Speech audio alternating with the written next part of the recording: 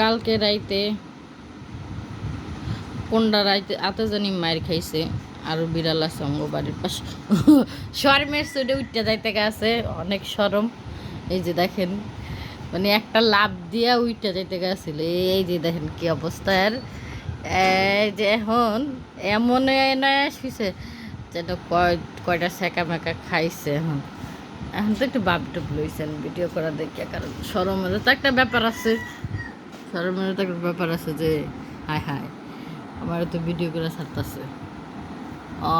কাল রাইতে মার খাইছে কোন বিড়ালের রাত দিয়ে মায়ের টাইর খাইয়া আইয়া এমন করে হইছে যে বউ গেছে গার, এই অবস্থা হইছে।